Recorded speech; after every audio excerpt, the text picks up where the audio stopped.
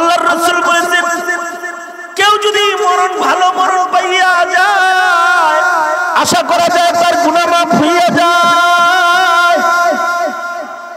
ভালো মরণ পাইলে শত খুনের গুনাহ মাফ হইয়া যায়। বুখারী বলে হাদিসে আছে 100 খুনের গুনাহ মাফ হয়ে গেছে ভালো মরণের কারণে। এই কারণে হযরত ঈসা দোয়া করতেছেন আসসালামু আলাইয়া ইয়াউমা উলিদতু ওয়া ইয়াউমা আমুতু ওয়া ইয়াউমা উবআসু হাইয়া। ওগো আল্লাহ সালামতি আমার জন্মের দিনে হয়, সালামতি যেন আমার মরণের দিনে হয়, আমার মরণটা যেন ভালো হয়।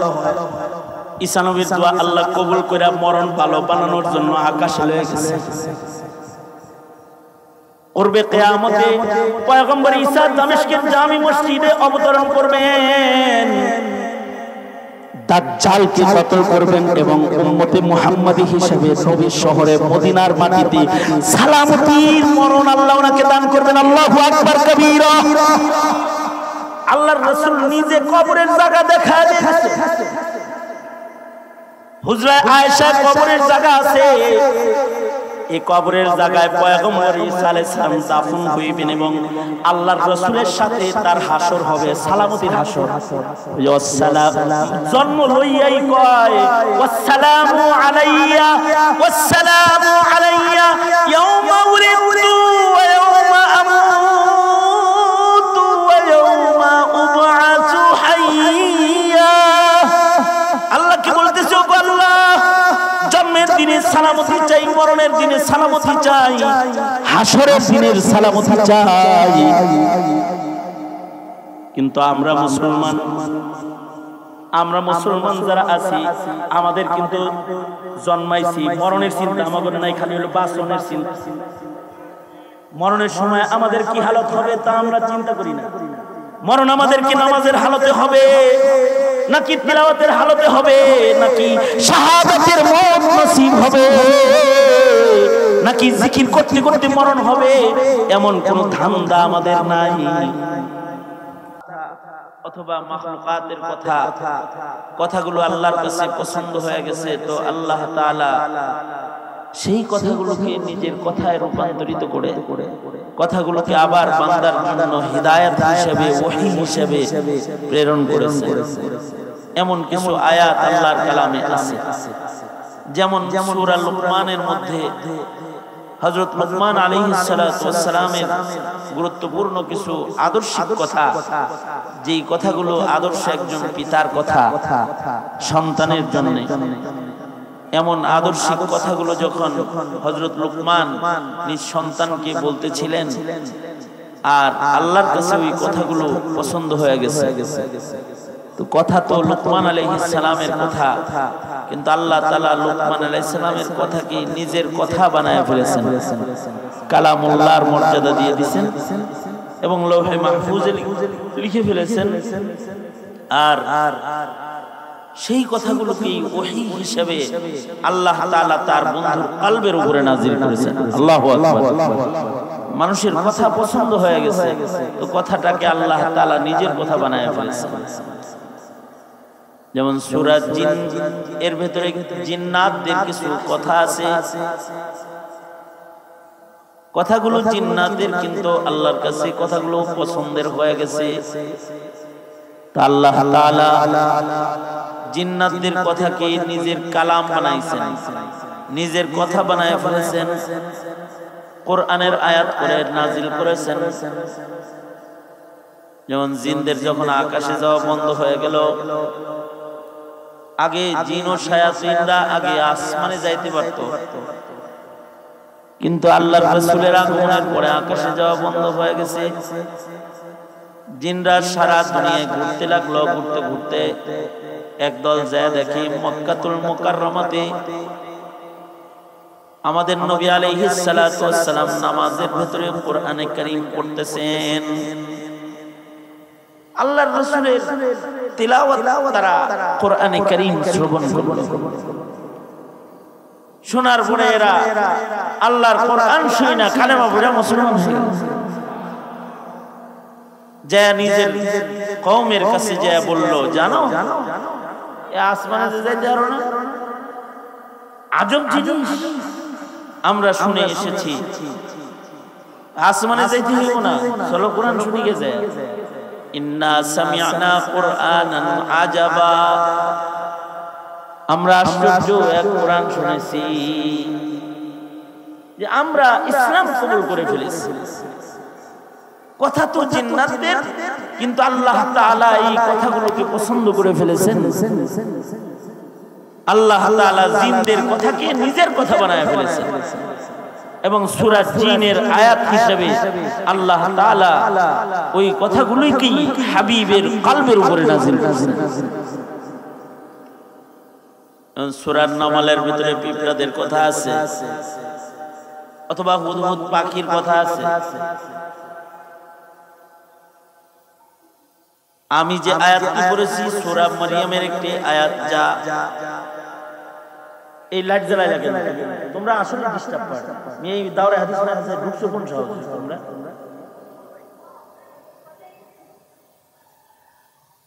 যে আয়াত তেলাওয়াত করেছি আয়াতটা হলো সূরা মারইয়ামের আয়াত। আয়াতের কথাগুলো পয়গম্বর ঈসা আলাইহিস সালাতু ওয়াস সালামের কথা,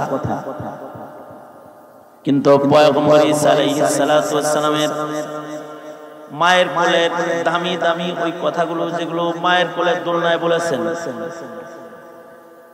আল্লাহ তাআলা সেই কথাগুলোকে পছন্দ করে ফেলেছেন।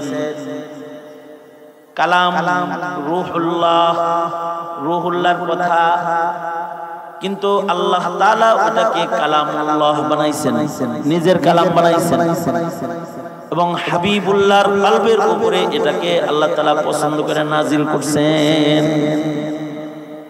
এমনিতেই যদি কম বয়সের বাচ্চারা সুন্দর সুন্দর কথা কয়, কথাগুলো মা বাবাও নকল করে। জানো জানো আমার বাচ্চা এই কয়, এই কয়, এই কয়, এই কয়। বান্দার কথাও যখন সুন্দর হয়, তো সুন্দর কথাগুলো আল্লাহ নকল করে। আল্লাহু আকবার বলেন। যখন আল্লাহ নকল করে, তখন আর সেটা বান্দার কথা থাকে না, কার কথা হয়ে যায়? হযরত ঈসা আলাইহিস সালাতু ওয়াস সালাম যখন মায়ের কোলে কথা বলতেছেন, ঈসা আলাইহিস সালাতু ওয়াস সালামের বয়স কেবল তিনি জন্মগ্রহণ করেছেন, সদ্য ভূমিষ্ঠ সন্তান মায়ের কোলে কথা কইতেছে। এমনিতে মানুষের তবিয়ত হলো, মানুষের কথা বলার একটা বয়স আছে। ওই বয়স আসার আগে কেউ সাধারণত কথা বলে না, এটা হলো দুনিয়ার নিয়ম। কিন্তু আল্লাহ তাআলা নিয়ম অনিয়ম করে নিজের কুদরত প্রকাশ করেছেন বারবার। পৃথিবীর মাটিতে আল্লাহ তাআলা আল্লাহর সাধারণ নিয়ম ভেঙে অনিয়মে কিছু বান্দাকে কথা বলাইছেন। হাদিসের কিতাবে শিরোনাম আছে, লাম ইয়াতাকাল্লাম ফিল মাহদি ইল্লা সালাস আও আরবা। মায়ের কোলে কেউ কথা কয় না, এটা হলো আসল হালাত। ইল্লা, কিন্তু কিছু মানুষ তিনজনে কথা কইছে। মায়ের কোলে দোলনার ভেতরে কথা বলেছে, দোলনার ভেতরে মায়ের কোলে যাদেরকে আল্লাহ তাআলা কথা বলাইছেন, তাদের বর্ণনায় হাদিসে আলাদা শিরোনাম আছে, আলাদা তরজমাতুল বাব আছে, আলাদা অধ্যায় আছে। যারা মায়ের কোলে কথা বলেছে তাদের ভেতরে অন্যতম একজন মায়ের কোলে কথা বলনে ওয়ালা আজব মানুষ হলেন হযরত পয়গম্বর ঈসা আলাইহিস সালাতু ওয়াস সালাম। ঈসা আলাইহিস সালাতু ওয়াস সালামকে মার কোলে আল্লাহ কথা বলাইছে। এবার বলুন আগে, আল্লাহর জন্য কি অসম্ভব কোনো কিছু আছে? জোরে আওয়াজ করে বলেন। আল্লাহ তাআলার জন্য অসম্ভব কোনো কিছু আছে? ওয়া হুয়া আলা কুল্লি শাইইন কাদির। আল্লাহ পাক তো সব কিছুর উপরে শক্তি রাখেন, সামর্থ্য রাখেন। তিনি কাদের মুতলাক, তিনি সব কিছুর উপরে সক্ষম। অসম্ভব কোনো জিনিস আল্লাহ পাকের কাছে নাই। কারণ আল্লাহ তাআলার শান হলো আল্লাহ তাআলা সক্ষম। আল্লাহর শান কি জোরে বলেন বলেন বলেন বলেন শুনতেছেন? আল্লাহ পাকের শান কি? আল্লাহ পাক সক্ষম। বলেন বলেন বলেন আল্লাহ পাক সক্ষম। আর আমাদের শান কি? আমরা হলো অক্ষম, কারণ আমরা বান্দা, আমরা খোদা না। আল্লাহ পাকের শান হলো আল্লাহ পাক সক্ষম, যা ইচ্ছে করেন তাই করতে পারেন। ইদা আরাদা শাইআন আইয়াকুলা লাহু কুন ফায়াকুন। তিনি ইচ্ছা করেন বলেন হও আর হয়ে যায়, এটা হলো আল্লাহর শান। আর আমাদের শান হলো আমরা অক্ষম, আমাদের কোনো শক্তি নাই, শ্বাস নেওয়ার শক্তিও নাই, শ্বাস ছাড়ার শক্তিও নাই, কোন শক্তি সামর্থ্য আমাদের নাই। সকল শক্তি হলেন আন্নাল কুওয়াতা লিল্লাহি জামিআ। সব শক্তি কার? করে বলেন। আর আমরা হইলাম অক্ষম, আমরা সক্ষম মালিকের কাছ থেকে চেয়ে চেয়ে নিতে হয়। তিনি যেটুক দেন ওটুক আমরা পাই। লা হাওলা ওয়ালা কুওয়াতা ইল্লা বিল্লাহ। বলেন লা হাওলা, আওয়াজ করে বলেন লা হাওলা ওয়ালা কুওয়াতা ইল্লা বিল্লাহ। লা হাওলা ওয়ালা কুওয়াতা ইল্লা বিল্লাহ। পাঁচ বেলা যখন আজান হয় এই শব্দটা তখন বলা ইবাদত। কারণ মুয়াজ্জিন যখন আজান দেয় সকল মুমিন নর ও নারীর জন্য আজানের উত্তর দেওয়া ইবাদত। আজানের জবাব দিতে হয়। আজানের ভিতরে যখন মুয়াজ্জিন হাইয়া আলাস সালাহ হাইয়া আলাল ফালাহ এই কালিমা যখন উচ্চারণ করে চারবার, দুইবার হাইয়া আলাস সালাহ, দুইবার হাইয়া আলাল ফালাহ, তখন সারা দুনিয়ার সব মুসলমানদের আজানের মুয়াজ্জিনের উত্তরে বলতে হয় লা হাওলা ওয়ালা কুওয়াতা ইল্লা বিল্লাহ। বলেন লা হাওলা ওয়ালা কুওয়াতা ইল্লা বিল্লাহ। আজানের উত্তর দেওয়ার আদব যদি কেউ করে তাহলে তার হাসর সুন্দর হবে, ময়দানে মাহশারে তার পর্দাগুলো উঁচা হবে। ময়দানে মাহশারে যারা মুয়াজ্জিন তাদের হাসর সুন্দর হবে, দেখলেই চিনা যাবে এরা মসজিদে আল্লাহর দিকে ডাকনেওয়ালা কাফেলা মুয়াজ্জিন। তাদের গর্দান উঁচা উঁচা হবে। আর হাদিসে আছে যারা আজানের উত্তর দেনেওয়ালা মুমিন হবে। মুয়াজ্জিন পাঁচ বেলা আজান দিছে আর উনি পাঁচ বেলাই আজানের উত্তর দিছে। আল্লাহু আকবার। আজানের ধ্বনি তার কাছে খারাপ লাগে নাই। কিছু কিছু আছে আজানের ধ্বনি তার কাছে খারাপ লাগে। বাংলাদেশে এক পশ্চিমা দালাল ছিল যার কাছে আজানের ধ্বনি বেশ্যার ধ্বনির মতো লাগে। নাউজুবিল্লাহর ওয়াস্তে করে বলেন, জোরে চিল্লায় আওয়াজ করে বলেন নাউজুবিল্লাহ, জোরে বলেন।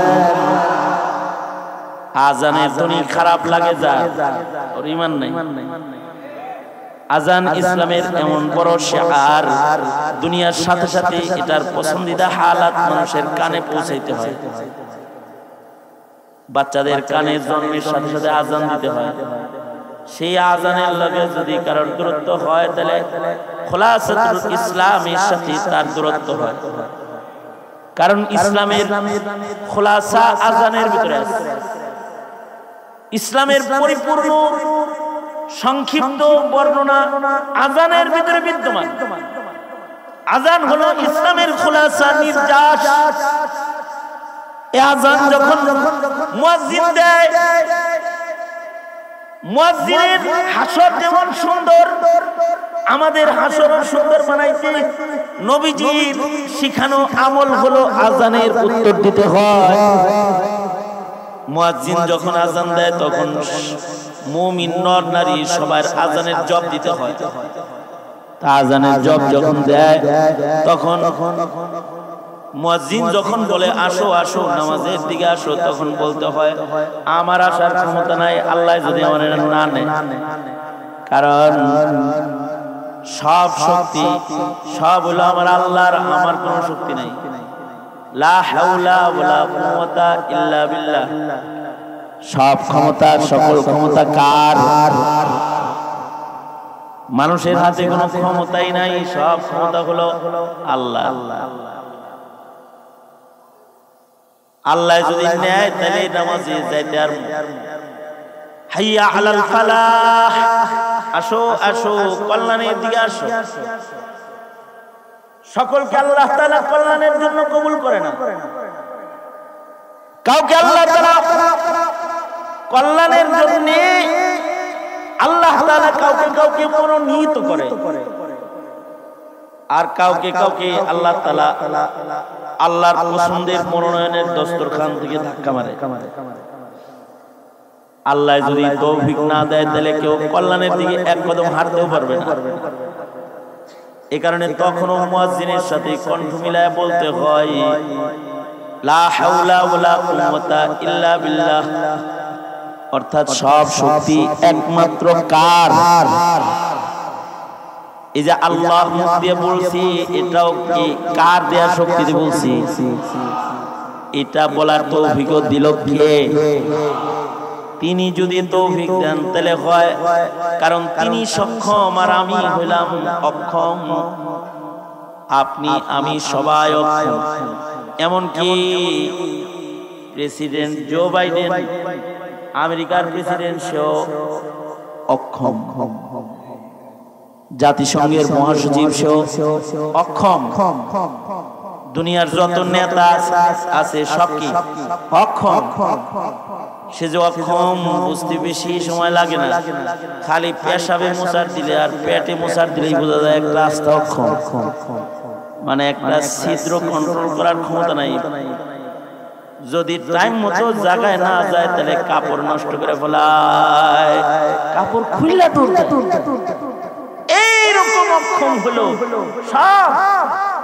সক্ষম তো একমাত্র একজন, তিনি সব কিছুর উপরে কাদের মুতলাক, কাদের কুদরতদারি, কাদের কুদরতদারি, हर्च खाही आकुनी कादर कुदरत दारी हर्च खाही आकुनी मुर्दरा तू जान बख्शी जिंदरा बेजाकुनी। তিনি তো জীবিতরে মারতে সক্ষম আর মরারে জীবিত করতে সক্ষম, তার জন্য সব সম্ভব। আর আমরা হলো অক্ষম। সারা পা आजिज़ी होने निबंदा कर दिया हमको अगर ना हम खुदा होते जो दिल बे आरज़ू होता। सरापा आजिज़ी होने ने बंदा कर दिया हमको वगरना हम खुदा होते जो दिल बे आरज़ू होता। আমরা হলো কিন্তু আল্লাহ সক্ষম, তাই তিনি যদি চান চাইলে বাচ্চাকেও কথা বলাইতে পারে। তিনি যদি চান তো বুড়ার জবান বন্ধ করে দিতে পারে, আর তিনি যদি চান তাহলে কোলের শিশুর জবান খুলতে পারে। এ কারণেই তো তিনি হযরত ঈসা আলাইহিস সালামকে বাপ ছাড়া পৃথিবীতে আনছেন, বাপবিহীন আনছেন। বাপের বাপ জন্মে তিনি। দুনিয়ার নিয়ম হলো দুনিয়ায় মানুষ জন্মায় মা বাবা দুইজনার শুক্রবিন্দুর সমন্বয়ে আল্লাহ তাআলা মানুষ পয়দা করেন। বিজ্ঞানও যদি টিউবের ভেতরেও যদি কোনো বাচ্চা ফুটায়, টিউবের ভেতরে যদি কোনো বাচ্চা হয়, টেস্ট টিউব বেবি, যেটা বিজ্ঞানের নতুন আধুনিক বিজ্ঞানের আবিষ্কার, যেটা এই টিউবের বাচ্চাটা যেটা, এইটাও দুনিয়ায় অস্তিত্ব আনতে একটা পুরুষের এক ফোঁটা নাপাক পানি আর একটা নারীর এক ফোঁটা নাপাক পানি দুইটি শুক্রবিন্দুকে একত্রিত করে তারপরে বাচ্চা। শুধু নরের দ্বারায় অথবা শুধু নারীর দ্বারায়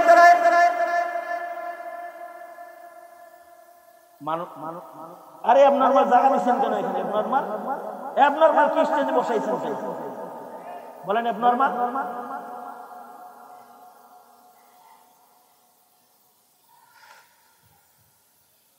কানের কানের ভালো মানুষ।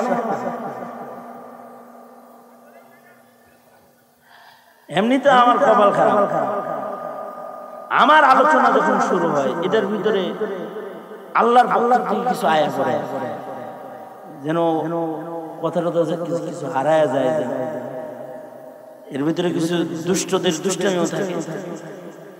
আমি আমার মাহফিলে যে এমন পাগল পাইছি, যে পাগল এলাকাবাসী জীবনে কোনোদিন দেখেনি, আজকে হঠাৎ করে পাগলটা। আমি জিজ্ঞাসা করছি যে এই পাগলের জীবনে কোনোদিন দেখছেন? কয় জীবনে দেখিনি। এটা নতুন আইছে। আমি তাইলে হয়তো বেদাতিরা বাড়া করে আনছে, তাছাড়া এতাতিরা আনছে, তাছাড়া কাদিয়ানিরা আনছে, কেউ আইনা একেবারে সামনে বসায় দিচ্ছে যে এই মাহফিলের যত হুজুর বয়ান সবসময় পাগলামি করে নষ্ট করে ভাবের পাগল। আবার এবনরমাল আল্লাহ দিলে এত কাছে আয়া পড়ে যে ওয়াজ বুলালা হাদা মিন ফাজলি রাব্বি, এটাও আল্লাহ পাকের একটা ফজল আর দয়ার করম।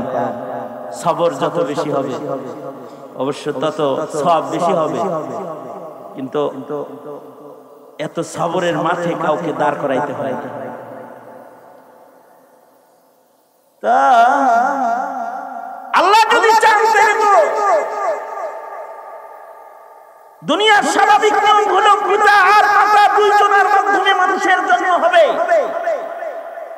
কিন্তু আল্লাহ চাইলে বাপ মা ছাড়াও হয়। আদমকে পিতা মাতা ছাড়াই বানাইছেন। আল্লাহ চাইলে বাপ ছাড়াও হয়। ঈসা আলাইহিস সালামকে শুধুই মাত্র মায়ের মাধ্যমে আল্লাহ তাআলা পাঠান। ওইটাও আল্লাহ পাকের কুদরতকে আল্লাহ পাক প্রকাশ করেছেন। আল্লাহ যে আল্লাহর কুদরত প্রকাশ করলেন, হযরত মরিয়ম চিন্তিত, বাচ্চাটা বড় আমন সালামতের সাথে আসছে। আল্লাহর দয়া আল্লাহর মায়া জন্মের সময় শামিলে হাল হয়েছে। হযরত ঈসা আলাইহিস সালাম জন্মাইছেন, হযরত মরিয়মের এক যারা কষ্ট হয়নি। জন্মের পরেই দেখতেছেন যে তাজা খেজুর উপর থেকে পড়তেছে আর উনি খাইতেছেন। পাথর থেকে ঠান্ডা পানি প্রবাহিত হইতেছে। বাচ্চা পাইছে, আল্লাহর সাথে বাচ্চা কোলে লইয়া কথা বলতেছে। বাচ্চা কোলে নিয়ে আল্লাহর সাথে কথা বলতেছে। ওগো আল্লাহ, পৃথিবীর নিয়ম ভঙ্গ করে শুধু মায়ের মাধ্যমে আমায় আপনি সন্তান দিলেন, বলবোটা কি? আমার সম্মান কি আর রইল? মাটি ফাইটা গেলে ভিতরে যেতাম গা, এর আগে তাও ভালো।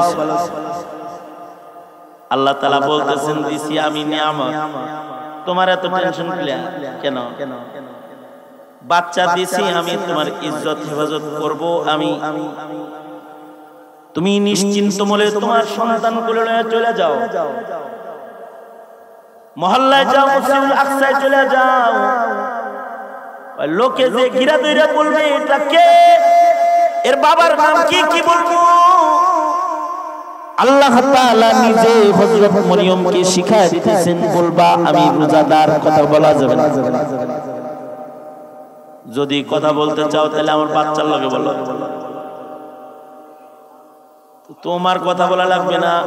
তাদের কল্পনার বাইরে কথা বলায় তাগর জবান বন্ধ করে দেব আমি। কথা যা বলার যিনি এসেছে তিনি বলবে, যে তোমার পেট থেকে বের হইছে ও কথা বলবে। হযরত মরিয়ম নিশ্চিন্ত হয়ে গেছেন, সন্তান কোলে লইয়া গেছেন। মহল্লার লোকেরা বলে, এই মরিয়ম বাচ্চা কার? ভালো মানুষের বেটি তুমি, পয়গম্বরের কন্যা হইয়া এটা কিরকম ঘটনা হইল? এই বাচ্চাটা কার? পিতার নাম বলো, আমরা তাকে শাস্তি দিব। কে তোমার সর্বনাশ করেছে? হযরত মরিয়ম কোনো কথা বলে না। হযরত মরিয়ম বলেন, আমি রোজা জমানার নিয়ম হলো রোজা রাখলে কথা বলা যেত না। আমাদের তো রোজা রাখলে খাওয়া যায় না, আর একটা যুগ ছিল যে যুগে রোজা রাখলে কথাও বলা যেত না। হযরত মরিয়মের জমানায় রোজা রাখলে কথা নাই। লোকেরা বলে, তাহলে কথা কোন কাল লগে? এ রোজা না, এর লগে কথা কও। এই বাচ্চা কি কথা কয় নাকি? বাচ্চা কথা কয় নাকি বলতে বাচ্চা কথা বলা শুরু করছে, মাথা ঘুরায়া উঠায়া একেবারে শক্তি, শিক্ষা, বুদ্ধি, নবুয়াত, রিসালাত সব একত্রিত করে বাচ্চা বক্তব্য শুরু করছে। ইলম সহকারে কথা বলতেছে। এই বাচ্চাকে ইলম দিলেন কে? ঈসা আলাইহিস সালামকে ইলম দিলেন কে? ঈসা আলাইহিস সালামকে কথা বলার শক্তি দিলেন কে? ঈসা আলাইহিস সালাম সবাইকে ইবাদতের নির্দেশ করতেছে আর করতেছে, আমি নবী, তোরা সব আমার ছাত্র, আমি তোর উস্তাদ, তোরা হবি শাগরেদ, আমি পয়গম্বর, তোরা হবি উম্মত, আমি কিতাবওয়ালা অশিক্ষিত না, শিক্ষিত কিতাবওয়ালা পয়গম্বর আমি। ইন্নী আবদুল্লাহ আতানিয়াল কিতাবা ওয়া জাআলানি নাবিয়্যা, আমি কিতাবওয়ালা নবী, আমি তোদেরকে যা আদেশ করব তা তোদের মানতে হবে। আর এই যে আমার মা, যে আমি কিন্তু আমার মায়ের বাধ্য সন্তান, সাবধান, মার দিয়ে কোনো তাকাতাকি নাই, মারে কিছু জিজ্ঞাসাবাদ নাই, কথা যা হবে সব আমার লগে হবে, আমার মার লগে কোনো কথা নাই, আমি মায়ের বাধ্য সন্তান। সব ঠান্ডা করে ফেললেন। জন্মের সাথে সাথে নবুওয়াত, জন্মের সাথে সাথে রিসালাত, জন্মের সাথে সাথে উলুম ও মারিফাত, জন্মের সাথে সাথে কথা বলার কুওয়াত, সব আল্লাহ তাআলা একসাথে পয়গম্বর ঈসাকে ঢাইলা দিয়েছেন। আল্লাহর জন্য অসম্ভব কিছু না। জন্মের দিনে আল্লাহ আমাদের শক্তি না দিল, ছাগলের বাচ্চারে তো দিছে ঠিকই, ওটা লাফায়, গরুর বাচ্চারে ঠিকই দিছে, ওটাও দৌড়ায়। জন্মের সাথে সাথে মুরগির বাচ্চাকে শক্তি দিছে, নিজের খানা নিজে খায়, নিজের পায়ে হাঁটা যায়। হাঁসের বাচ্চাকে শক্তি দিছে, নিজের দিকে পানির ভিতরে সাঁতরায়। জন্মের সাথে সাথে পানির নিচে ডুবায়। মাছের কোনারে আল্লাহ শক্তি দিয়ে দিছে, জন্মের সাথে সাথে মাল লগে সাঁতরায়।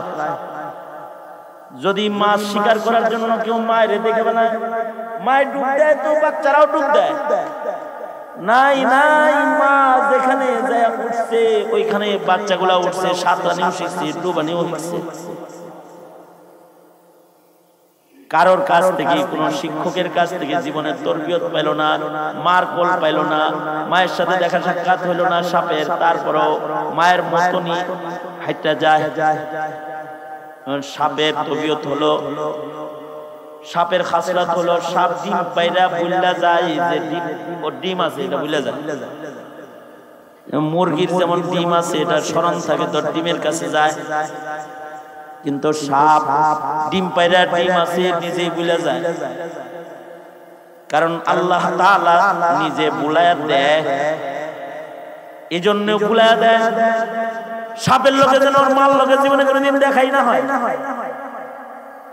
আমাদের 2 বছর মায়ের দুধ খাওয়ায়, আর সাপের জন্মের আগে মা থেকে আলোকের মা যেন করে না দেখে, এটা ওর মা, এটা ওর না জানে, এটা ওর বাচ্চা, এটাও যেন না জানে, এমন আলাদা হয়ে যায়। কারণ সাপের ভিতরে কি না এত বেশি, বড় সাপ ছোট সাপে খায়, এমন এমনকি নিজের বাচ্চা নিজে খায়। এ কারণে আল্লাহ তাআলা সাথে ভুলাইয়া দেয়, ওর বাচ্চা আছে এটাও জানেই না, ওই ডিম পারছে তাও জানে না, অন্যদিকে ঘুরে বেড়ায়, এদিক দিয়ে ওর ডিমের ভেতরে বাচ্চা জন্মায়। বাচ্চাগুলা জন্মের পরে কোন মুআল্লিমের কাছে কিছু শিখেও নাই, কিন্তু এক মুআল্লিমের শিক্ষা দিয়া পাঠায় দিছে কেমনে দৌড় দিবি, তোর মা যেমনি দৌড়ায় তুই তেমনি দৌড়াবি। মার লোকে দেখা হয় নাই, কিন্তু ও যখন দৌড়াইয়া যায় ওর মায়ের মতনই দৌড়াইয়া যায়। কেঁচো আর সাপ দেখলি আলাদা আলাদা বোঝা যায় যে এটা কেঁচা এটা সাপ। আবার ডিফেন্স পাওয়ার আছে, আত্মরক্ষা শক্তি আছে তার। 2 দিনের বয়সের সাপের লেজেও যদি কেউ ছোঁয়া লাগায়, টাচ লাগায়, সাপ তার ডিফেন্স পাওয়ার নিয়ে ফনা ধরে দাঁড়ায় যায়। ওর মা যেমনি ফনা ধরে মার লোকে দেখা হয় নাই, কোন সাপের লোকে দেখা হয় নাই। মহান আল্লাহ শিক্ষা দীক্ষা দিয়া বানাইছে, ডিফেন্স পাওয়ার নিয়ে দাঁড়ায় যায়। যে আল্লাহ সাপের ডিফেন্স শিখাইতে পারে, সাপের হাঁটা শিখাইতে পারে, যে আল্লাহ মাছের জন্মের সাথে সাথে মায়ের তরবিয়ত ছাড়া সাঁতার কাটাইতে পারে। কিছু কিছু মাছ আছে সাগরের নিচে, ওরা মায়ের স্তনের দুধ খায় বড় হয়। সাগরের নিচে জন্ম কিন্তু মার দুধ খায়, সাগরের পানি খায় না। কারণ নির্ধারিত একটা সময় পর্যন্ত মানুষের বাচ্চার যেমন দুগ্ধ খাইতে হয়, বাহিরের খানা খাওয়া যায় না। সাগরের নিচে এমন কিছু মাছ আছে যাদের পেটে অন্য খাবার সয় না, মার স্তনের দুধ খায়, পানির ভিতরে ঢেউয়ের ভিতরে মায়ের দুধ খায় বাচ্চা। বিজ্ঞানীরা বলে এই মাছগুলো আসলে স্থলের, কিন্তু জলে চলে আসে না। না, আল্লাহ জলে স্থলের মতন প্রাণী পাইলে কয় দেখ আমি জলেও পারি, স্থলেও পারি, স্থলেও পারি, জলেও পারি। এমন মাছ আবিষ্কৃত, এমন মাছের সন্ধান অ্যাভেলেবেল, ভিডিও পাওয়া গেছে। এখন বিজ্ঞান মানুষের চোখের সামনে এনে দিচ্ছে, যেটা আকাশে উইরা বেড়ায় আর আরাম করার সময় হইলে পানির ভিতরে নেমে যায়। মাছ উড়ে ও সাঁতরায়, আল্লাহু আকবার, উড়ে ও সাঁতরায়। হাঁস আছে, হাঁস এটা উড়েও সাঁতরায়, পাখি উড়ে সাঁতরায়। এই শিক্ষাগুলো আল্লাহ তাআলা ওদেরকে দান করেছেন, কারোর কাছে শিখেও নাই। সাঁতার ট্রেনিং সেন্টারে ভর্তিও হয় নাই, অথবা কোনো ট্রেনিং সেন্টারে উঠতে শিখেও নাই। বিমান চালাইতে কত কিছুর আয়োজন হয়, কিন্তু ওই পাখিরা, সাইবেরিয়ান পাখি, এই পাখি অতিথি পাখিগুলা 1200 মাইল 1500 মাইল আকাশে উইরা বাংলাদেশে শীতের দিনে পাড়ি জমায় কোনো পাইলট ছাড়া, কোন ধরনের ম্যাপ ছাড়া, আবার নিজের বাড়ি ফিরে যায় ম্যাপ ছাড়া। আমাগর বিমান ডিসকানেক্ট হয়ে গেলে, খালি ম্যাপের থেকে সংযোগ বিচ্ছিন্ন হয়ে গেলে, নেটওয়ার্ক বিচ্ছিন্ন হয়ে গেলে বিমান ধৈর্য পড়ে যায়। কিন্তু সাইবেরিয়ান পাখি, অতিথি পাখি আকাশে উইরা 1200 মাইল 1500 মাইল দূরে নিজের বাড়ি চলে যায়। ওর কোন নেটওয়ার্ক কানেকশন লাগে না। আল্লাহর দেয়া বুদ্ধি শক্তি দিয়া সাগর মহাসাগর পার হয়ে নিজের বাড়ি চলে যায়। যে আল্লাহ পাখিকে এই শিক্ষা শক্তি দিতে পারে, সাগরের নিচে এমন কিছু মাছ আছে যাদের মায়ের বাড়ি বঙ্গোপসাগরে, কিন্তু ওদের জন্ম থিয়েটার, মানে ওদের জন্ম হয় হলো আটলান্টিক মহাসাগরে, জন্ম হয় আটলান্টিক মহাসাগরে, বাড়ি হলো ভারত সাগরে, বঙ্গোপসাগরে, আরব সাগরে। বাচ্চা দেয়, বাচ্চা দেওয়ার, ওদের বাচ্চা মিষ্ট হওয়ার জায়গা হলো, ডিম প্রসবের জায়গা হলো, ডিম ডেলিভারি সেন্টার হলো আটলান্টিক, দক্ষিণ আটলান্টিকের ভয়ঙ্কর জায়গা, যেখানে গেলে জাহাজ ডুবে যায়। এই জায়গায় যায় পাখিগুলা, সারা দুনিয়ার সাগর থেকে পাখিগুলা যায় ওই জায়গায় যায় ডিম দেয়। আশ্চর্য বিষয়, পানির নিচ দিয়ে কেউ 3000 মাইল, কেউ 2500 মাইল, কেউ 5000 মাইল সফর করে আটলান্টিকে চলে যায়, সেখানে যে ডিম দেয়। আজব বিজ্ঞানের আবিষ্কার। এই মাছটা ওইখানে যায় আবার মরে যায়। ডিম দেওয়ার সময় মাছটা মারা যায়, কিন্তু পানির তাপে পানির তাপে এই ডিম থেকে বাচ্চা ফুটে বাইর হয়ে যায়। আশ্চর্য বাচ্চা, জন্মের পরে যার মার লগেও দেখা হয় নাই, বাপের লগেও দেখা হয় নাই। পানির তাপে আটলান্টিক মহাসাগরের ভেতরে যার জন্ম হয়েছে, আজব শিক্ষা, আজব দীক্ষা। এই জায়গা ওর বাড়ি না, এটা ওর জন্ম হওয়ার হাসপাতাল, এটা ও জানে। ও এই আটলান্টিক মহাসাগর থেকে সফর করে মা যে পথ দিয়ে আসছে, ওই পথ দিয়ে বঙ্গোপসাগরে, ভারত সাগরে, আরব সাগরে আপন নিরে ফিরে চলে যায়। আল্লাহু আকবার বলেন, আল্লাহু আকবার বলেন। একটা মাছ জন্মের পরে তার পথে আসছে, সেই পথে এই মাছটা আবার ফেরত চলে যায়। যে আল্লাহ মাছের এই শিক্ষা দিতে পারে, ওই আল্লাহ বুঝি মানুষকে শিক্ষা দিতে পারে না। এই কারণে নবীদের শান, নবীদের জন্মের সাথে ইসমতে আম্বিয়া, নবীরা জন্মের সাথে সাথে আকল মন্দ। নবীদেরকে আল্লাহ তাআলা কোরআন স্কুলে কারোর ছাত্র বানায় শিক্ষা দেন নাই, নবীদের শিক্ষক স্বয়ং আল্লাহ। আমাদের নবী আলাইহিস সালাম, আমাদের নবীর শিক্ষক হলেন স্বয়ং আল্লাহ। সরাসরি আল্লাহ তাআলা ইলম দান করেছেন। পয়গম্বর ঈসা আলাইহিস সালামকে এই সব শক্তিগুলো আল্লাহ তাআলা জন্মের সাথে সাথে দান করেছেন। আর এই সব শক্তি সহকারে নবী ঈসা আজব একটা কথা উচ্চারণ করতেছে। পয়গম্বর ঈসা আলাইহিস সালাম বলতেছে, ওয়াসসালামু আলাইয়া, আমি তেলাওয়াত করেছি, ওয়াসসালামু আলাইয়া ইয়াউমা উলিদতু ওয়া ইয়াউমা আমুতু ওয়া ইয়াউমা উবআসু হাইয়া। জন্মের সাথে সাথে বলতেছে শান্তি হোক আমার পরে, আমার জন্মের দিনে যেমন আমার মরণের দিনেও আমি শান্তি চাই, মরণের দিনের জন্য আমার শান্তি হয়, সালামতি হয়। কেবল জন্মাইছি এখনই মরণের কথা কইতেছে। আল্লাহু আকবার জোরে করে বলেন। কি দুনিয়ার শিক্ষা দিয়ে কয় নাকি আল্লাহ পাকের ওহীর শিক্ষা দিয়ে কয়? ওহীর শিক্ষা দিয়ে কয়।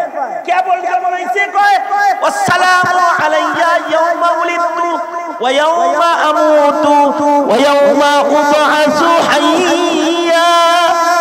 আল্লাহর কাছে বলতেছে, ও আল্লাহ, শান্তি সালামতি আমার জন্মের দিনে হোক, সালামতি শান্তি হোক আমার মরণের দিনে, এবং সালামতি শান্তি হয় আমার হাসরের দিনে। প্রত্যেকটা মানুষের তিনটা ধাপ। এ কারণে কিয়ামত পর্যন্ত সব মানুষের জন্য ঈসা নবীর এই কথাটাকে আল্লাহ তাআলা কোরআনের আয়াত বানায় শিক্ষা বানাইছে যে তোমাদেরও তিন ধাপ, ঈসার যেমন তিন ধাপ।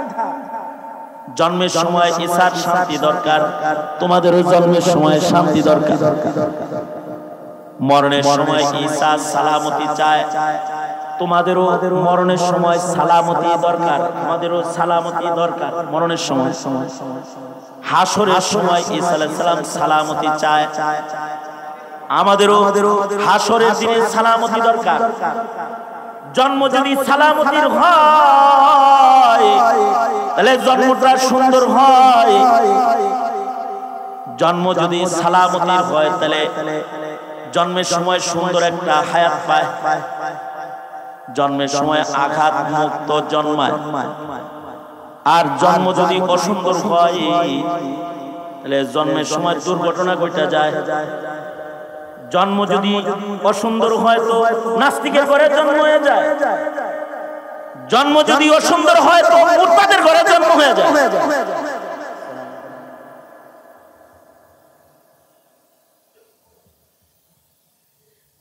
জন্ম যদি সুন্দর হয় তাহলে অলির ঘরে জন্ম হয়ে যায়, নবীর ঘরে জন্ম হয়ে যায়। ইব্রাহিম কত সুন্দর জন্ম, ইয়াকুবের ঘরে জন্ম হওয়া কত সুন্দর জন্ম, মুহাম্মদুর রাসূলুল্লাহ সাল্লাল্লাহু আলাইহি ওয়াসাল্লামের সন্তান হয়ে জন্মগ্রহণ করা কত সুন্দর জন্ম, অথবা মুহাম্মদুর রাসূলুল্লাহ সাল্লাল্লাহু আলাইহি ওয়াসাল্লামের উম্মত হয়ে জন্মগ্রহণ করা কত সুন্দর জন্ম, মুহাম্মদুর রাসূলুল্লাহ সাল্লাল্লাহু আলাইহি ওয়াসাল্লামের উম্মত হয়ে মৃত্যুবরণ করাও সুন্দর মৃত্যু। কেউ কেউ আছে মরার সময় শান্তি থাকে না, নিরাপত্তা আল্লাহ দেয় না, তখন কি হয় যে জন্মের আগেই মরে যায়, আর এখনো দুনিয়ায় আসে নাই, পেটে ভালো ছিল, যেদিন ডেলিভারি হইতেছে সেদিনও নড়ে চড়ে, পালস ঠিক আছে, সব ঠিক, কিন্তু জন্মের সময় দুনিয়ার আলো দেখার আগে মরছে। যদি কেউ দুনিয়ার আলো দেখার আগে মরে যায়, অর্থাৎ কোন বাচ্চা যদি জন্মের আগে যদি সে মারা যায়, অর্থাৎ যদি জন্মের পরে কান্নার আওয়াজ কোনো না পাওয়া যায়, তাহলে সে মৃত জন্মাইছে, জন্মের আগেই মারা গেছে। এই গজব যদি কোথাও কারোর হইয়া যায়, তাহলে সে মানুষ হিসাবে গোনায় পড়ে না, আবর্জনা হিসাবে গোনায় পড়ে যায়, তাকে ময়লা কাপড় দিয়ে মাটির নিচে পুঁতলায়। আর যদি জন্মের সময় যদি শুধু কান্নার আওয়াজের সালামতি কোনো বাচ্চায় পাইয়া যায়, যে মায়ের পেট থেকে বের হইছে আর কান্নার আওয়াজটা পাওয়া গেছে, এরপরে মরে গেছে, কান্নার আওয়াজটার সালামতির কত দাম। এই কান্নার আওয়াজ টুকুনের কারণে সে মানুষ হিসেবে গণ্য হইয়া যায়, মুসলিম হিসেবে সে একটা নাম পাইয়া যায়, সুন্দর একটা দাফন কাফন পাইয়া যায়, মুসলমানের গুরুস্থানে কিবলামুখী হইয়া শোয়ার অধিকার পাওয়া যায়, ময়দানে মাশারে বিনা হিসাব জান্নাতি পাখির খাতায় তার নাম চলে যায়, যে মা বাবারেও বিনা হিসাব লইয়া আল্লাহর জান্নাতে যাবে। মানে শুনে কতটুকু সেকেন্ডের সালামতি, কয়েক সেকেন্ডের সালামতি পাইছে জন্মের সময়, যে কান্নার আওয়াজ পাওয়া গেছে, এত এত নসিব তার।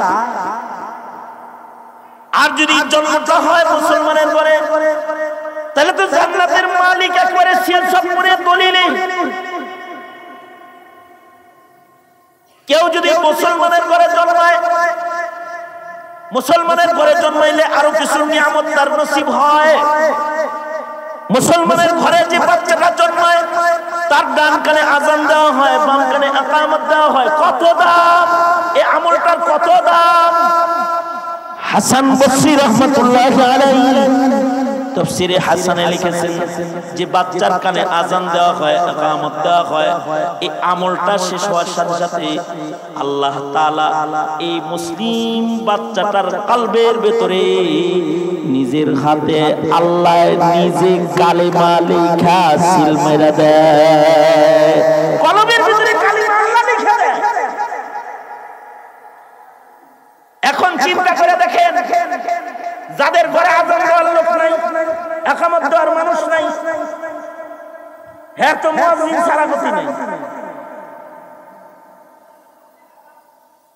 নিজে আজান দিতেও পারে না, ঘরের কেউ আজান দিতে পারে না, অনেক বাচ্চার কানে আজান দেওয়ার কথা মনেও থাকে। আমার কাছে 5 মাসের বাচ্চা একটা লয়ে এসে যায়, হুজুর আজান দেয়। আমি কি আজকে কেন 1.5 মাস হাসপাতালে ছিল, আজান দেওয়ার সময় দেন হুজুর, অসুবিধা নাই। আমি কে বলছি অসুবিধা নাই? 5 মাস পরে আজান হইতেছে, মানে 5 মাস পরে কলবে কালেমা লিখতেছে। এখন তো বিশুদ্ধ আজান দেনে বলে না, মুয়াজ্জিন সাহেবরা ছাড়া। হ্যাঁ, তাবলীগে সময় লাগাইছে, এরা কিছু আজান জানে, তাও বুড়া বয়সে আজান শিখছে। এই আজান দিলে আজান তো হয় কিন্তু বোঝা যায় না, ঠিক না, ঠিক মানুষের কথাই বোঝা যায় না, আর আজান বলবো করতে। একই মুয়াজ্জিন সাহেব ছুটিতে যাইব, তো চিল্লা লাগাইছে, চাচা হেরে চাবি দিয়ে দিয়ে গেছে। চাচা আজান দিছে, টেনশন, জীবনের পয়লা আজান দিলাম, কিরকম হইলো আজানটা। নিজে আজান দিয়ে নিজেই আবার গিন্নির কাছে গেছে, যে কয় বউ আবু কি আজানটা কিরকম হইলো, আমি দিছি।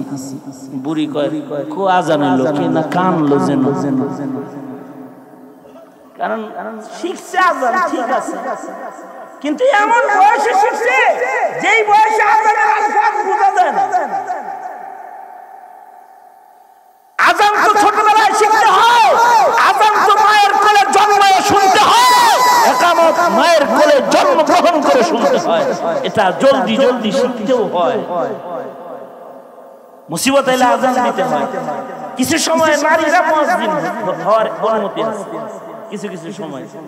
তার ভিতরে একটা সময় কোন মহিলার মুয়াজ্জিনের চাকরি করার সুযোগ নাই, কিন্তু ঘরে বাচ্চা হইলে আজান দেওয়ার পুরুষ নাই, তাহলে দাদি মুয়াজ্জিন হয়ে আজান দিয়া আগে নাতির কানে আল্লাহর নাম দিয়া কলবে কালিমা লিখবে। কলবে যেন নাস্তিক্যবাদ, কুফর আর বাতিলের কোন মতবাদের আওয়াজ আগে ঢুকে না যায়, আগে পাহারা দিবে। কই সে আজান তো উঠে গেছে এখন। আগে আজান দিলে শোনা যেত 7 গ্রামের মানুষ এক মসজিদের আজান, এখন মোবাইলের আওয়াজ, বাজের আওয়াজ, গানের আওয়াজ, ঢোল তবলের আওয়াজ এত বাড়ছে, বাড়ির পাশে আজান হয়, ঘরের ভিতরে শুনুন যায়। কানে খারাপ আওয়াজ যাইতে যাইতে কলব গান্দা। যে কারণে ইল্লা মাশাআল্লাহ যাদের দিন পছন্দ, আপনাদের যাদের আলেম পছন্দ, ইসলাম পছন্দ, ধর্ম পছন্দ, আলহামদুলিল্লাহ আল্লাহ আপনাদের কলবের হালত ভালো করেছে, আলহামদুলিল্লাহ। কিন্তু অধিকাংশ মুসলমানের হালত হলো পশ্চিমাদের নীতি পছন্দ করে, নাস্তিকদের উঠা বসা পছন্দ করে, মুরতাদ বেদিনদেরকে সমর্থন করে, ইসরায়েলকে পক্ষপাতিত্ব করে, কাদিয়ানির পক্ষে কথা বলে, নীরব থাকে অথবা সহযোগিতার ভূমিকা রাখে, ইসলাম আর মুসলমানিত্বকে ঘৃণা করে। ওর ভেতরে বীজ ইসলামের বপন হয় না, বীজ বপন হয় না। জন্মের পরে বীজ বপন করতে হয়, তাহলে জন্মের দিন সালামতি পাওয়া যায়। শুধু জন্মের বীজ দিয়ে হয় না, মরণ ভালো হইতে হয়, কারণ মরণ যার ভালো হয় তার কবর ভালো হয়। আল্লাহর রাসূল বলেছেন, কেউ যদি মরণ ভালো মরণ পাইয়া যায়, আশা করা যায় তার গুনাহ মাফ হইয়া যায়। ভালো মরণ পাইলে শত খুনের গুনাহ মাফ হইয়া যায়। বুখারী বলে, হাদিসে আছে 100 খুনের গুনাহ মাফ হয়ে গেছে ভালো মরণের কারণে। এই কারণে হযরত ঈসা দোয়া করতেছেন, আসসালামু আলাইয়া ইয়াউমা উলিদতু ওয়া ইয়াউমা আমুতু ওয়া ইয়াউমা উবআসু হাইয়া। ওগো আল্লাহ, সালামতি আমার জন্মের দিনে হয়, সালামতি যেন আমার মরণের দিনে হয়, আমার মরণটা যেন ভালো হয়। ঈসা নবীর দোয়া আল্লাহ কবুল করে মরণ ভালো বানানোর জন্য আকাশে লয়ে গেছে। করবে কিয়ামতে পয়গম্বর ঈসা দামেস্কের জামি মসজিদে অবতরণ করবেন, দাজ্জালকে কতল করবেন এবং উম্মতে মুহাম্মাদি হিসেবে নবীর শহরে মদিনার মাটিতে সালামতির মরণ আল্লাহ ওনাকে দান করবেন। আল্লাহু আকবার কবীরা। আল্লাহর রাসূল নিজে কবরের জায়গা দেখায় দিয়েছে। হুজরা আয়েশা কবরের জায়গা আছে, এই কবরের জায়গায় পয়গম্বর ঈসা আলাইহিস সালাম দাফন হইবেন এবং আল্লাহর রাসূলের সাথে তার হাসর হবে, সালামতির হাসর। ওয়াসসালাম জন্ম লইয়াই কয় ওয়াসসালামু আলাইয়া ওয়াসসালামু আলাইয়া ইয়াউমা উলিদতু ওয়া ইয়াউমা আমুতু ওয়া ইয়াউমা উবআসু হাইয়া। আল্লাহ কি বলতেছে? ও আল্লাহ, জন্মের দিনে সালামতি চাই, মরণের দিনে সালামতি চাই, হাসরের দিনের সালামতি চাই। কিন্তু আমরা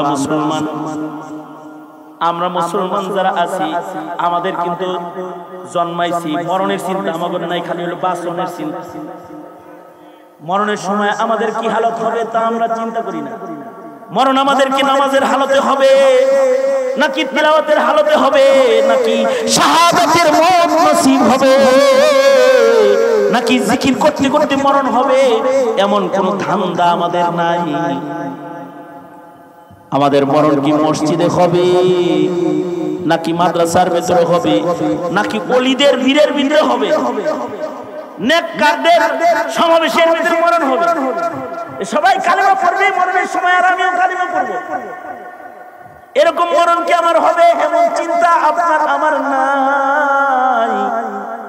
কিন্তু আল্লাহর রাসূলও মরণ ভালো কামনা করে দোয়া করেছেন, আল্লাহুম্মা আহইনি মিসকিনান ওয়া আমিতনি মিসকিনান ওয়াহশুরনি ফি জুমরাতিল মাসাকিন। ভালো মরণ, ভালো হাসর আল্লাহর রাসূল কামনা করেছেন। আল্লাহর রাসূল দোয়া শিখাইছেন, আল্লাহুম্মা আহইনি মুসলিমান ওয়া আমিতনি মুসলিমা। ওগো আল্লাহ, মুসলিম হিসেবে আমারে বাঁচায় রাখেন, সালামতির হায়াত। ওগো আল্লাহ, মুসলিম হিসেবে আমাকে মরণ দান করেন। এই দোয়াগুলো যারা করে তাদের মরণ ভালো হয়। কারণ কিছু মানুষের মরণ রোজার মাসে হয়, কিছু মানুষের মরণ নামাজের হালতে হয়, কিছু মানুষের মরণ জুমার রাত্রিতে হয়, জুমার দিনে হয়, কিছু মানুষের মরণ মসজিদের ভেতরে হয়, আর কাদ্দানির মরণ হয়েছে বাথরুমের ভিতরে। কিছু মানুষের মরণ ওলিদের কাছে হয়, আর কিছু মানুষের মরণ ইসরায়েলের গোরস্থানে হয়, আর কিছু মানুষের মরণ ফিলিস্তিনের দস্তরখানে শাহাদাতে হয়। নসিব থাকতে হয়, নসিব। বাংলাদেশের পত্রিকা আসছে, জাতীয় পত্রিকায় একটা মরার আগে হেরাজি খাইছে, রাত 12টায় ফাঁসি। কি করতে মনে চায়, কি খাইতে মনে চায়, বিড়ি খাইতে মনে চায়। আর একটা কইছে তোর কি করতে মনে চায়, কয় মদ খাইতে মনে চায়। কেউ মরার আগে মদ খায় মরছে, কেউ বিড়ি খায় মরে, কেউ গাঁজা ফেনসিডিল খায় মরে, আর কেউ মরার আগে শরাবান তাহুরা নসিব হয়। আল্লাহু আকবার বলেন, শরাবান তাহুরা নসিব হয় মরার আগে। জান্নাতের শরবত খাইয়া জান্নাতি হইয়া মইরা যায়। মরার আগে কমস কম কালমা নসিব হইয়া যায়। আবু যুরআ রাজি রাহমাতুল্লাহি আলাইহি জমানার বড় মুহাদ্দিসের নাম, যার ছাত্র ছিলেন ইমাম আহমদ বিন হাম্বল, যার ছাত্র ছিলেন আলী ইবনুল মাদনী, যার ছাত্র ছিলেন ইয়াহইয়া ইবনে মাঈন, ইমাম বুখারীর উস্তাদ যারা, তারা হলো আবু যুরআ রাজি রাহমাতুল্লাহ আলাইহির ছাত্র। 6 লাখ হাদিস মুখস্থ ছিল সনদ সহ। ওনার এক ছাত্র বউরে কইছে, আমার ওস্তাদের 1 লাখ মুখস্থ আছে সনদ সহ, যদি না থাকে তুই তালাক। সকাল বেলায় যায় কয়, বিবিরে বলছি 1 লাখ হাদিস মুখস্থ না থাকলে তালাক। বউ আছে নাকি তালাক হইছে? ওস্তাদ কয় আছে, কারণ আমার 1 লাখ না 6 লাখ মুখস্থ। 6 লক্ষ হাদিস সনদ সহ মুখস্থ ছিল। যখন ইন্তেকাল করেছে, আজব মরণ।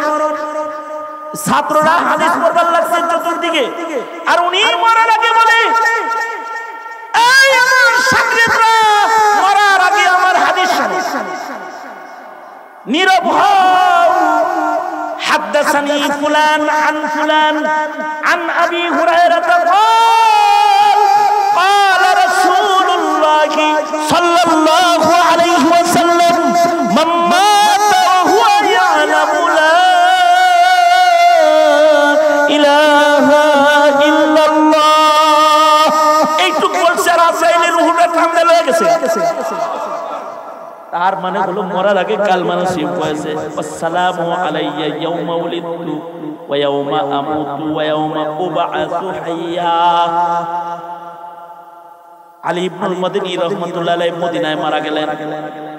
ইমাম বুখারীর খুব আদরের উস্তাদ, বুখারী শরীফের riwayতের অভাব নাই। উস্তাদের রিওয়ায়াত দিয়ে বুখারী পড়ে ফেলেছেন ইমাম বুখারী। আলী ইবনুল মাদনী মদিনায় মারা গেল। আশ্চর্য নসিব, আজীব ইত্তেফাক যে ওই দিন মিউজিয়াম থেকে আল্লাহর রাসূলের চৌপায়াটা বের করা হয়েছে, অর্থাৎ যে খাটের উপরে হাবিবে কিবরিয়া मुहम्मद रसूलुल्लाह सल्लल्लाहु अलैहि वसल्लम जिसमें अतहर की गुस्ल দেয়া হয়েছে, যে খাটের ভিতরে রাসূলকে কাফন পরানো হয়েছে, এই খাটটা পরিষ্কার করার জন্য বাইরে বের করা হয়েছে। আর ওই সময় আলী ইবনুল মাদানী মারা গেছে। সবাই কয় ইবনুল মাদানী বুঝি খাটে শুইতে চায়, খাটো বাইরে হইলো, হে চলে গেল, দে তার লাশটা নবীর পালকিতে উঠায়া দে। আল্লাহর রাসূলের খাটে উনারে শোয়া দেয়া হইল। এই পালকিতে কইরা আল্লাহর রাসূলকে কবর জগতে নামানো হয়েছে রওজা আতহারে। আর ভালো হয় তো কবর ভালো হয়, হাসর ভালো হয়।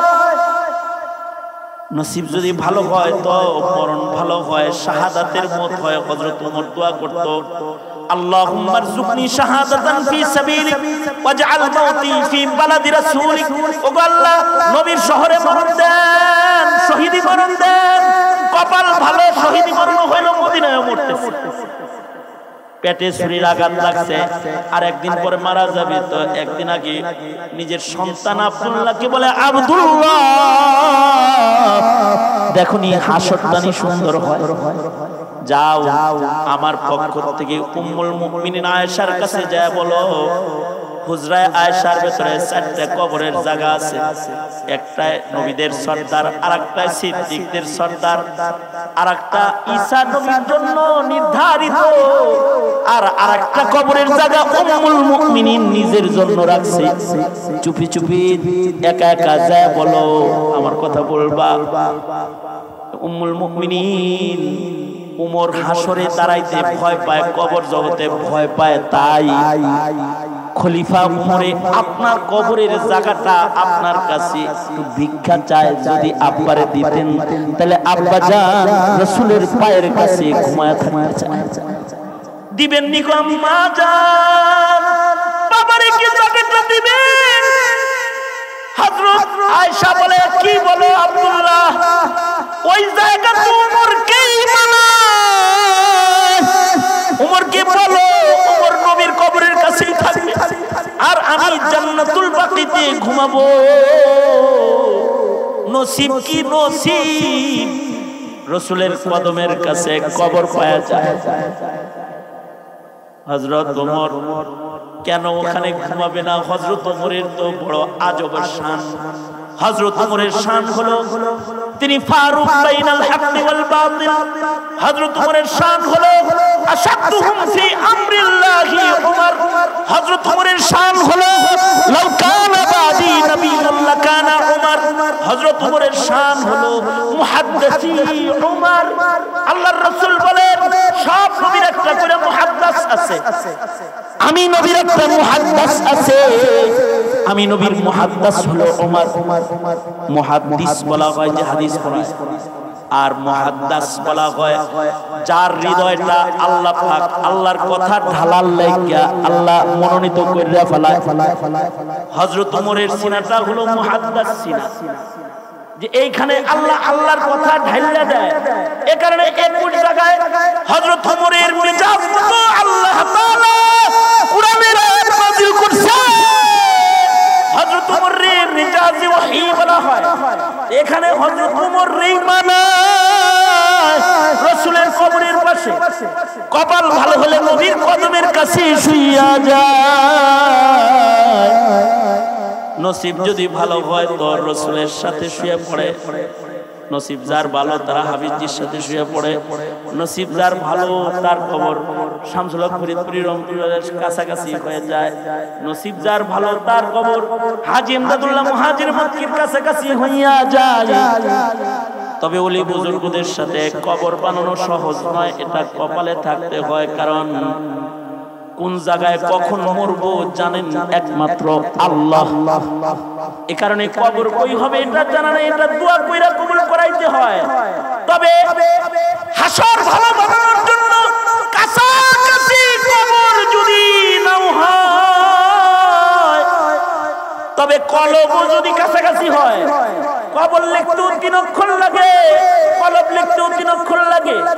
কবর কাছাকাছি হয় নাই, তবে রাসূল বলেছেন আল মারউ মা'a মান আহাব্বা, যদি কলবটাও কারোর কাছাকাছি হয়ে যায় তাহলে আকরাম আলী সাহেবের সাথে কলবের টান, তো আকরাম আলী দামাত বরকাত শাইখুল হাদিসের সাথে হাসর হয়ে যাবে।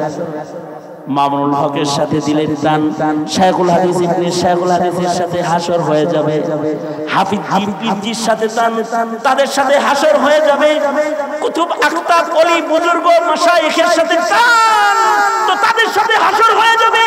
শামসুল হক ফরিদপুরের সাথে প্রেমের টান, তো হাসর হয়ে যাবে। এই কারণেই সাধারণ মুমিন যারা কিছু মানুষের মুহাব্বত তাদের কলবের ভিতরে রাখতে হয়, উলামা আলেমদেরকে দিলে বসায় রাখতে হয়। যদি আলেমদেরকে দিলে রাখা হয় তাও আলেমদের সাথে হাসর পাওয়া যায়। আল মারউ মা'a মান আহাব্বা। এই কারণে আমরা বলি আলেমকে জেলে নয় দিলে জায়গা দাও, দিলে জায়গা দাও, জেলে নয়। আলেমদেরকে মুহাব্বতের আশীর্বাদ দিয়ে দাও, আও মুহিব্বুনের আমলটুকু কম আজ কম করে ফেলাও, তাইলেও তাদের সাথে কমাস কম হাসর হয়ে যাবে। মাহফিলগুলোর মাধ্যমেও জাতির ভালোবাসা আলেমদের সাথে প্রমাণিত হয়। এইটাও যাদের ভালো লাগে না তারা মাহফিল চলে আর ওর আড্ডাখানায় বসে সময় কাটায়। সুতরাং জনম ভালো হওয়া দরকার, মরণ ভালো হওয়া দরকার, হাসর ভালো হওয়া দরকার। কামনা করি তো ইনশাআল্লাহ, কামনা করি তো ইনশাআল্লাহ।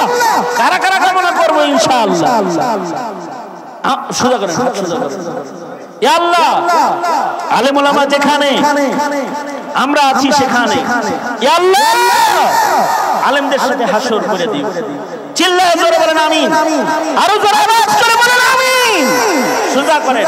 হাজার হাজার জনতার সমাবেশে আপনাদেরকে আলেমের সাথে হাসর হওয়ার সহজ আরেকটি আমল করতে মাদ্রাসায় এসেছেন, আলেম করার কারখানা। আজকের সাদকাটা আলেমদের সাথে হাসর হওয়ার নিয়ত করে করবেন। সবাই জোরে আওয়াজ করে একটু বলেন বিসমিল্লাহ, আরো জোরে করে বলেন বিসমিল্লাহ। পকেটে হাত, যার পকেটে যা